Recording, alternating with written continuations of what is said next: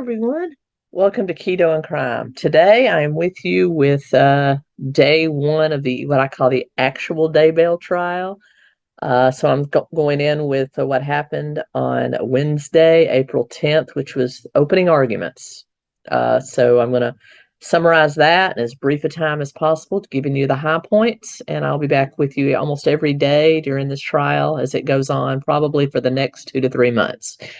And yes, for those of you that don't know, I keep a holiday tree up all year round and change it. I am still on St. Patty's Day. That will be changing soon, so just bear with me. My name is Tracy. For those of you that are new, I run this channel, Keto and Crime. It's really whatever I want to do, but it is partly my weight loss journey. I've lost over 150 pounds. It is also true crime, horror movies, and dark history. So a little bit of everything, considering changing the name at some point because I don't really do keto anymore. But anyway, that's who I am. And let's talk about it.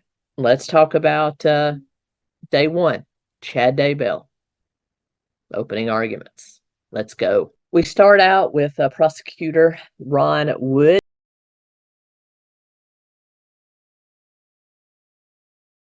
Offering what I thought was a very brilliant point-by-point opening argument, painting Chad Daybell as a failed author, publishing magnate, who is actually a ditch digger, who considered himself some grandiose Mormon prophet, and who helped commit these crimes. That is the murder of both his former wife, Tammy Daybell, and his then wife. I assume they're probably on the road to divorce based on some of the stuff that came out yesterday.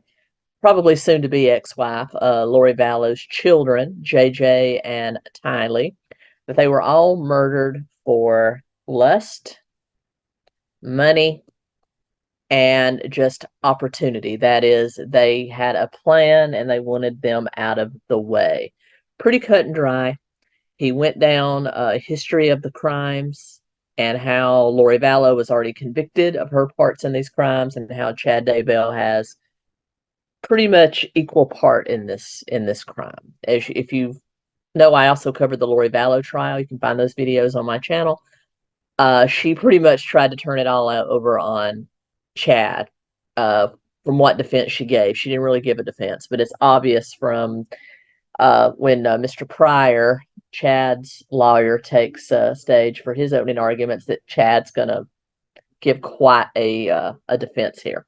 We're probably going to look at over 100 witnesses. But anyway, so Rob Wood gave what I thought was very convincing opening argument. He said he was power hungry, grandiose, who would stop at nothing for what he considered to be his rightful destiny. And he saw both Tammy and the children as obstacles, and that he was in an unfortunate relationship. Of course, he did give Lori Vallow her just due, but they're here about Chad Daybell. And that was pretty much, he laid down all the facts of the case, the murders, the evidence, the fact that both JJ and 𝗬𝗙's bodies were found on Daybell's property, and pretty cut and dry, in my opinion.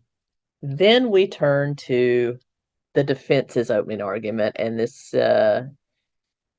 kind of went like this. Hello, everybody. My name is John Pryor. I'm from here in Idaho. I am representing Chad Daybell.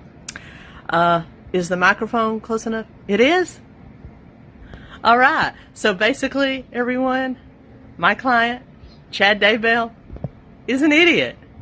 When Mr. John Pryor held the microphone close enough to his mouth that you could understand him, I completely agree that his client is an idiot. But that's how his whole rebuttal, his whole opening statement came on, that Chad Daybell was manipulated, wasn't real bright, and allowed evil people such as Lori Vallow and Alex Cox to come in, do these awful crimes, and leave him holding the bag. That was that entire opening argument in a gist. So it starts out him talking about who Chad Daybell was, and he conceded that yes, he was a small-time author, ran a small publishing business that he literally said Tammy Daybell ran the business in.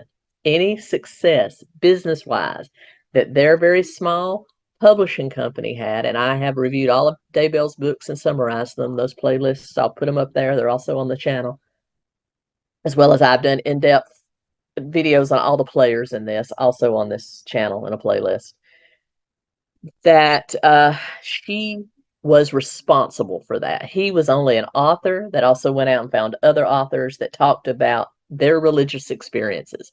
That was the gist of his talent when it came to running a publishing company. In addition, he did work as a gravedigger as well as other things. But Tammy was not only the brains and the money behind the publishing company, she was also the main breadwinner due to her government job at the time of her death. So he did give Tammy props, and I admire Mr. Pryor for at least doing that. Then he talked about Lori Vallow, enter Lori Vallow. And he talked about Lori Vallow's history with failed marriages. He talked about Alex Cox, her now deceased brother, that was an avenging angel that was all caught up in Lori Vallow's delusions of grandeur, and anything Lori wanted done, Alex did it. He talked about Alex's beating of Joseph Ryan, one of her third husband, as well as some other things that he went to jail for, as well as his involvement with Brandon Boudreaux and the murder of Charles Vallow. He also pointed out that my client, Chad Daybell, is not being indicated or indicted in either of the murder of Charles Vallow or the attempted murder of Brandon Boudreaux. Well, duh, John. No one has said that he has. I don't think that's ever really been brought up. I think we all knew that was kind of Lori's deal. But basically, he's blaming Alex, first and foremost, because Alex is dead and can't defend himself, and also Lori for being a manipulative, vindictive siren that has power over men and led Chad to do all of these things and caught him up in it. That Chad really didn't do anything. He was innocent, and it was Alex Cox and Lori Vallow that did everything. He went as far as talking about, okay, let's address the bodies that were buried on my client's property, a property that he's well acquainted with, because that's how Daybell is paying him, is that he's pretty much signed over all of his acreage in Idaho over to him. So the property that the bodies were found on now belongs to John Pryor. So I'm sure he understands how that is laid out. But he talked about all the acreage. I believe he said it was 40 acres, and how when you say that those bodies were buried in Chad Daybell's yard, it's not like they were really in his backyard where he would have seen it happen. They were actually, JJ's was found down in a pasture next to the river, and 𝗬𝗨 was found in an old raspberry patch, I believe is what he said, that is now a pet cemetery, and that's where they were found. So it's not like Chad would have seen this happening right out his back door. Okay, John, fine. But how about the raccoon text? Remember that text that Chad sent to Tammy on the very day that Alex's and his cell phones pinged, when we believe that 𝗬𝗨 and JJ were probably murdered and buried within the same 16-hour period? Remember that text where he was talking about a huge raccoon that had to be killed and buried in the pet cemetery? So he knew something was there. So don't give me that.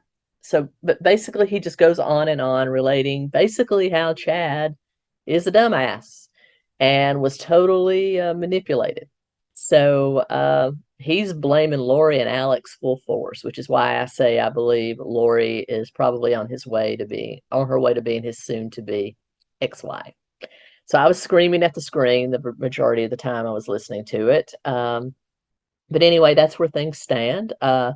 More arguments and prosecution case begins today, Thursday, April 11th. I will listen to the evidence and bring you a summary as quick as I can.